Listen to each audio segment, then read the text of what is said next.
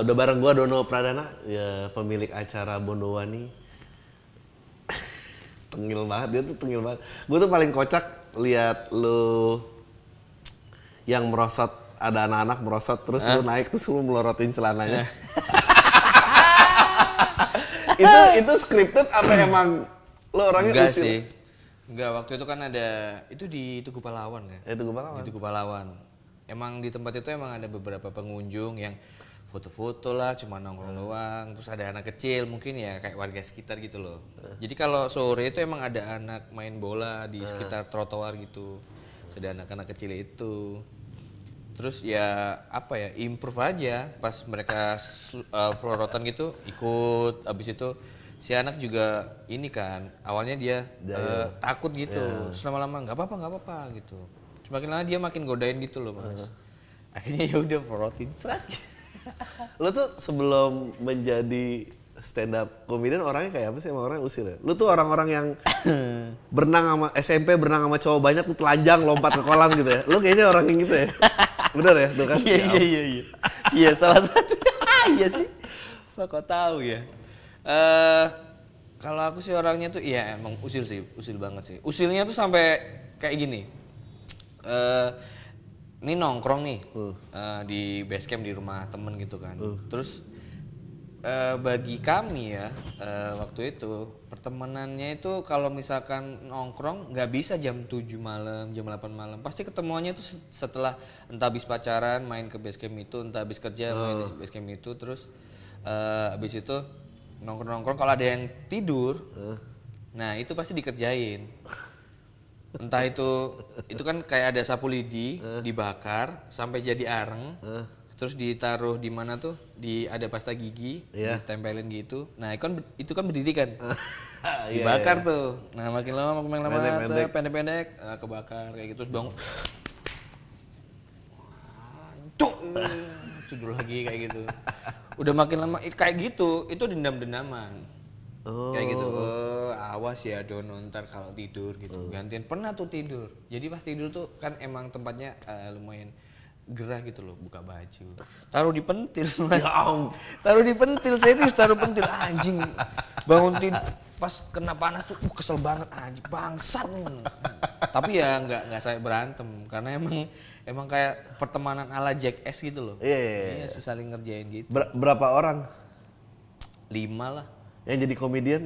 Yang jadi komedian salah satunya tuh ada dulu pas Tretan Muslim belum kayak sekarang. Itu kosnya dia itu paling besar di antara tempat kos di situ. Jadi bisa nampung kalau nggak tidur 10 orang bisa masuk lah. Tapi kalau tidur maksimal 7 lah. Dan dulu gitu di tempat muslim itu lengkap, ada PS, terus ada apa namanya, ibu kosnya tuh jual makanan murah, boleh diutangin. Terus ada rumput sintetis di kosnya, ada rumput sintetis kayak gini nih. Ngapain coba ada rumput sintetis? Nah, main PS. Terus kalau ada yang nggak asik gitu, pas giliran nunggu PS ketiduran dikerjain kayak gitu. Ya ampun. Entah tiba-tiba pas ngerokok terus habis itu di hidungnya ditiupin asap gitu sampai dia keselak gitu. Gitu. Gitu-gitulah. Lo nggak ngusilin guru gitu pernah nggak? Ada ceritanya nggak? Pernah. Kalau ngusilin guru tuh dulu pas zaman sekolah kan. Telat tuh. Kelas berapa nih? Kelas 3 lah. SD? Bukan, SMA. Oh SMA, oke. Udah telat tuh. Pas udah telat sering banget dihukum. Terus kesel sama gurunya kan. Pas sama guru BK-nya gini, kalian semua tunggu sini. Ada total 3 orang. Tunggu di sini. Saya mau keluar dulu. Ya Pak gitu. Dia orang kok lama banget. Nah, di meja guru itu ada nasi bungkus. Ada nasi bungkus sama anak-anak sambil dihukum, sambil makan. Makan. Udah dimakan terus buang. Dimakan nasi bungkusnya? Oh, iya, makan nasi bungkusnya. Terus dia tuh sempet gak sadar kan. Udah, masuk kalian ke kelas. Pas ngajar curhat dia gitu. Saya itu salah apa sama kalian itu? Pagi itu ngajar kalian itu susah, berangkat rumah saya jauh, beli nasi bungkus, kok dimakan gitu. Hah? Terus ada yang bilang, lah tahu dari mana Pak? Ya itu bungkusnya ada tempat sampah saya gitu. Maaf Pak Mitro, namanya Pak Sumitro waktu itu. Maaf Pak Sumitro, jadi nasi bungkusnya saya yang makan. Gua guru-guru yang gue isengin ya, gue namanya inget sampai sekarang gitu. Kayak gue tuh dulu yang paling parah. Sebetulnya gue bukan orang yang iseng sih, mungkin agak beda. Kayak lu tuh emang kayak iseng terus sering kumpul lagi. Gue tuh orangnya Pingin tahu isengnya Adriano Colby tuh kayak gimana? Kayaknya udah pernah diceritain sih. Tapi ada dua yang di stand upin kemarin yang anak setan itu, yang semua setan itu. Sama ada tadi kelas 5 SD. Dulu kan kalau ganti catur wulan, anjing masih catur wulan lagi. Lama banget. Bukan semester ganti catur wulan kan Ganti A buku 5 A ganti 5B gitu kan. Nah, terus guru agama nih, nah buku agama 5B-nya itu nggak ada, dicari mau di Gramedia, di toko mana buku nggak ada, pokoknya 5B nggak ada. Iya. Gurunya bilang ya udah kumpulin duit fotokopi aja, ntar saya fotokopiin. Terus gua nggak tahu kenapa tiba-tiba gua keluarnya gitu, bapak nih bisnis kecil-kecilan ya gitu. Terus gurunya langsung Baper. ya udah kelas ini gak usah dapat buku, pergi tuh satu kelas marah gara-gara kan ngerugin yang lain dong. Terus udah balik kelas datang masuk, siapa tadi, Adri nih Pak gitu. Kamu nih ngomong bisnis kecil-kecil, emang kamu ngerti bisnis itu apa gitu. Terus gue bilang, bisnis itu tindakan mencari untung dengan modal sekecil-kecil ya Pak gitu. Langsung dijawab. Tapi itu kayaknya pengalaman ngebom pertama sih, tapi itu joke-nya bagus gitu. Cuma tempat dan situasinya salah. Iya. Tapi emang zaman kecil dulu mungkin lebih menarik mungkin ya. Kalau sekarang tuh resenya tuh nggak di kehidupan sini, kayak resenya tuh malah di sosial medianya gitu. Iya, gue beruntung sih SMA tuh gue nggak ada sosial media. Iya, jadi apa ya, kayak ngisengin ya, nyolong handphonenya mungkin, terus habis itu di instastory kayak gitu. Masih sebatas itu, cupu lah. Kita nggak jadi orang yang itu kan, yang ngerasa angkatannya paling keren, kalau yang baru pasti lebih cupu gitu. Enggak sih, anak 90-an sih pasti 90-an ke bawah lah, pasti ngerasa keren juga lah. Karena kalau ini ya, zaman sekarang tuh sebenarnya mungkin sama ya pergaulannya, cuma nilai kesopanannya yang nggak ada. Wah, coba gimana nilai kesopanan? Zaman dulu itu kalau misalkan dimarahin guru, itu tuh sebuah ancaman gitu loh. Iya, benar. Jangan sampai guru itu marahin kita lagi gitu. Kalau zaman sekarang dimarahin itu bisa ditantang loh. Ya. Bisa ditantang loh, kayak gitu tuh. Terus kalau misalkan karena dia tahu nggak bakal dipukul. Iya, nah kayak gitu tuh. Dulu tuh dipukul guru tuh rasanya ya pengen ngelawan, tapi nggak bisa karena kita masih ada batasan respect sama namanya guru ini. Kalau sekarang tuh sampai dipukul ganti lah, sampai dibawain celurit lah. Iya, atau dibikin viral dan segala macam. Nah, kayak gitu-gitu tuh. Mungkin bedanya itu sih. Oke lah, kalian sekarang jadi generasi yang asik, informasi lebih banyak didapat gitu kan. Kalau misalkan kalian nggak masuk sekolah, cukup cari info di handphone. Tapi dulu kan nggak bisa kayak gitu. Gue tuh tadi baru baca tweetnya siapa, gue lupa, dia nge-tweet kayak dulu ingat nggak kita mikir bahwa manusia itu bodoh karena kekurangan informasi. Ya berarti itu salah ya. Karena informasinya udah bebas tapi tetap bodoh gitu manusia. Itu menurut gue bagus banget tweetnya, kayak anjing bagus sih beneran. Sebenarnya kalau sekarang ya informasi tuh nggak cuma bisa didapat di sekolah sih, bahkan ilmu tuh di jalanan pun itu juga ilmu namanya kan. Kita ngobrol sama orang, seorangnya itu penuh wawasan gitu, terus dia ngasih obrolannya, iya juga ya bener, itu kan udah masuk ilmu kan. Kamu pernah di jalanan? Pernah. Sebelum jadi komedian ngapain sih? Waduh, sebelum jadi komedian ya, dulu tuh pas masih kecil Mas, itu kan tinggal di daerah di Surabaya tuh, ibu bapak masih ngekos. Ini ntar ada efek-efek suara sedih gitu. Ada nggak sih? Buat mempertebal gitu loh. Anjing. Apa mulai harus diedit gitu ya, Pam ya? Iya, harusnya sih. Udah ngikutin zaman gitu loh, jangan kosongan. Benar. Dulu tuh tinggal masih ngekos di Surabaya. Terus di tempat kos itu teman-teman kecilku itu ya rata-rata emang orang-orang yang nggak mampu banget. Jadi ibunya cuma jual kayak apa ya? Kalau di sini namanya apa? Kalau di Surabaya istilahnya botok itu apa ya? Nasi bungkus. Ya kayak nasi bungkus gitu, pepes-pepes gitu. Iya. Nah kayak gitu. Terus dia membantu orang tuanya dengan cara ngamen. Hampir semua tuh satu circle di tempat itu. Nah kebetulan mereka juga temen SD. Namanya anak kecil kan ikut-ikutan gitu. Kemana gitu? Kayak dulu tuh, wah nggak ngamen anak orang kaya gitu. Padahal ngekos tuh dibilang. Anjing. Standar kayaknya rendah juga ya kalau nggak ngamen orang kaya. Waduh. Iya. Pergaulan. Iya apa nggak ngamen orang kaya. Nah entah kenapa dulu pas masih kecil itu kayak menjadi sebuah bulian gitu loh. Iya. Aku bukan orang kaya, aku sama seperti kalian gitu.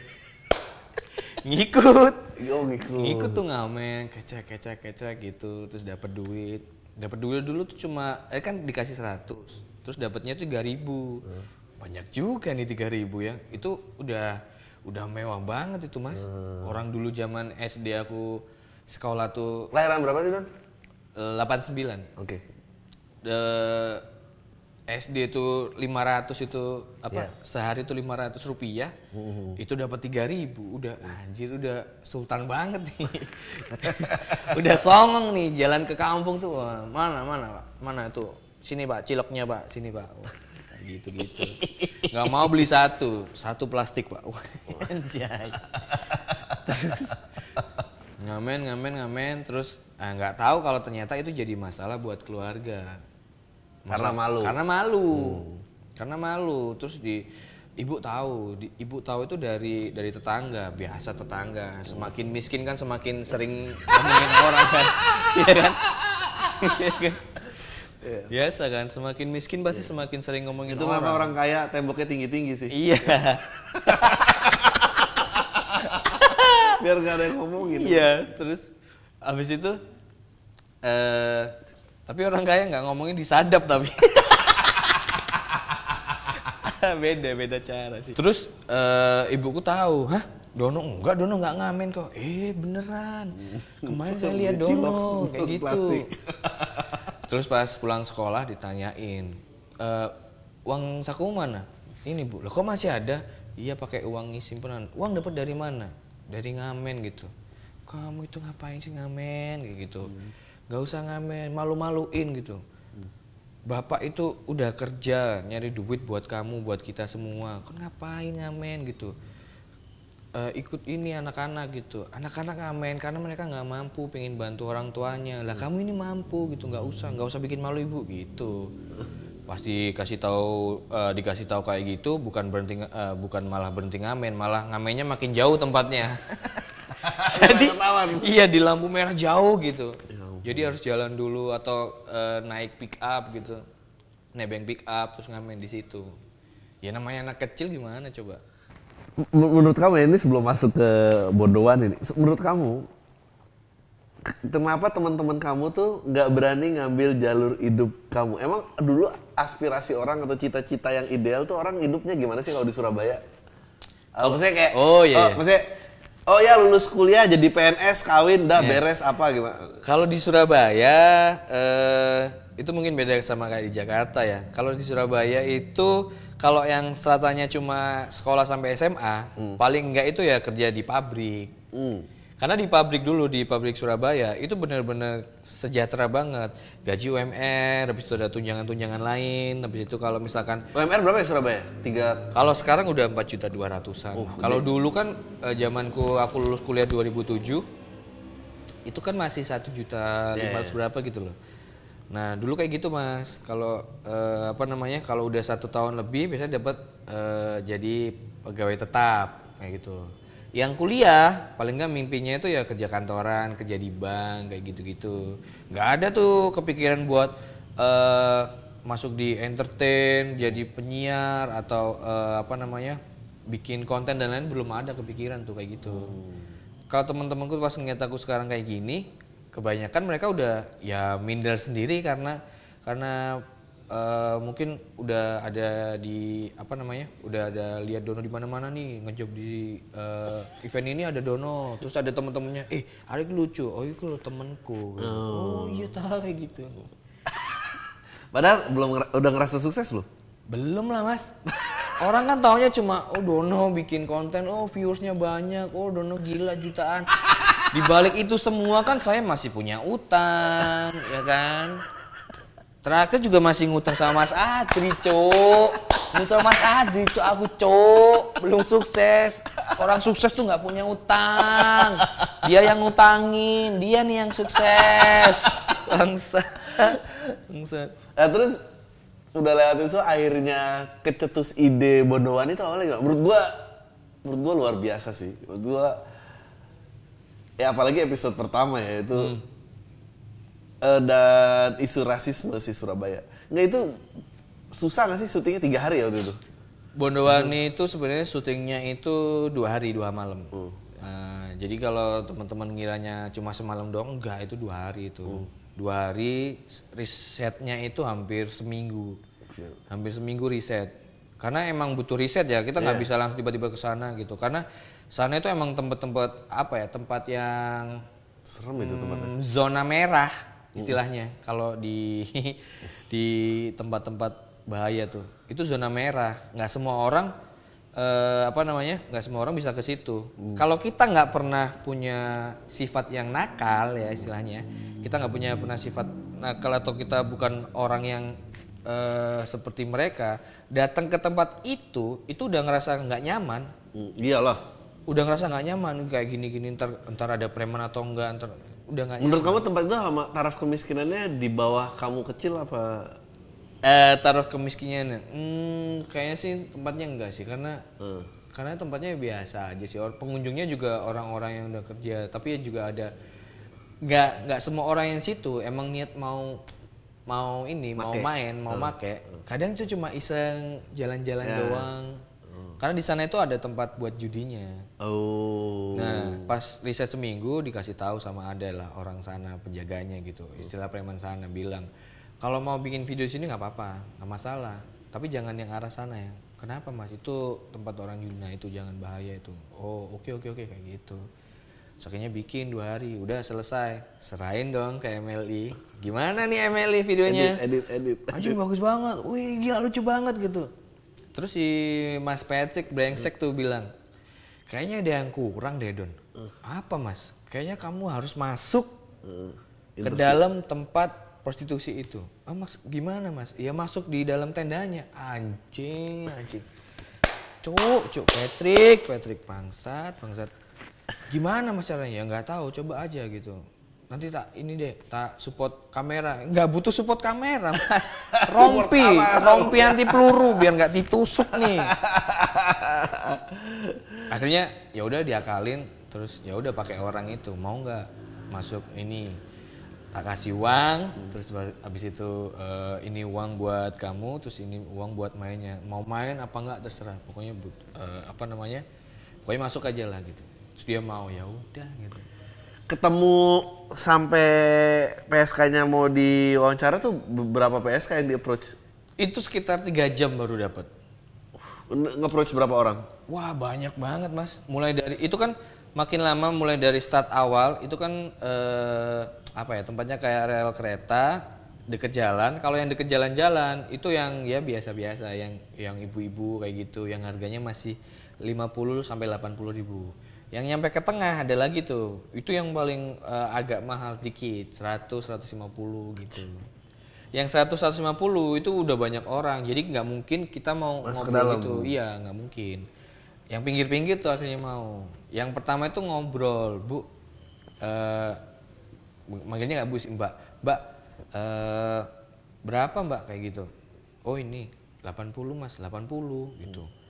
Ya mas punya berapa, 50 juga nggak apa-apa deh kayak gitu. Mau nggak, saya nggak mau main tapi mau nggak saya interview gitu. Oh enggak mas, langsung dia cabut gitu. Satu PSK lagi ngobrol gitu lagi, cabut lagi gitu. Apa ya yang salah ya, kenapa ya gitu.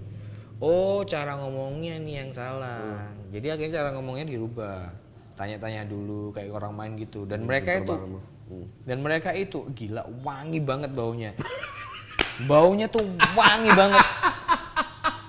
Jadi kan Kenapa berkesan wangi terus? Jadi kan pas ngobrol di situ, mereka kan kayak mangkalnya di pot-pot bunga gitu loh, tapi pot bunga yang berjejer banyak banget. Nah, pas ngobrol di pot bunga itu ada lipstiknya, ada rokok, ada, aduh, jadi kayak lemari penyimpanan anjing jorok banget bangsat gitu.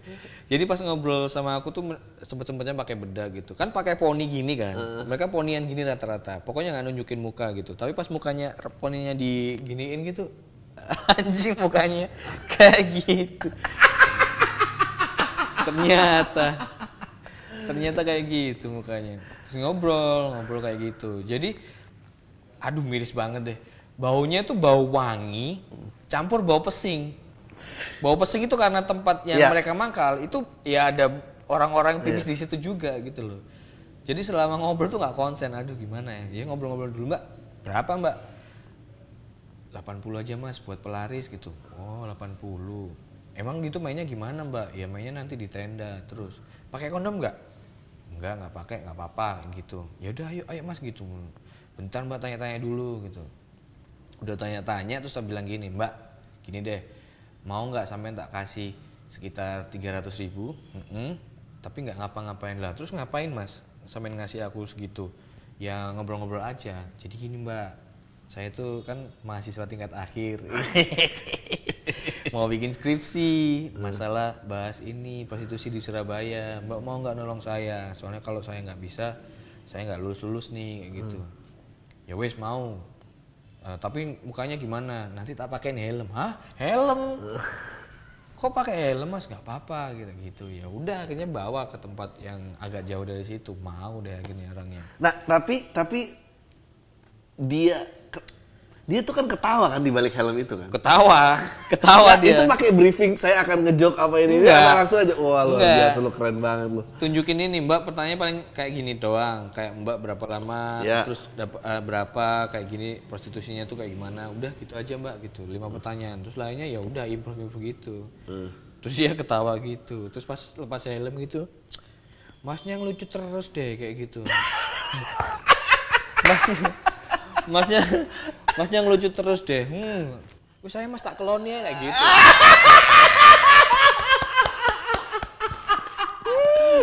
Enggak mbak, makasih mbak.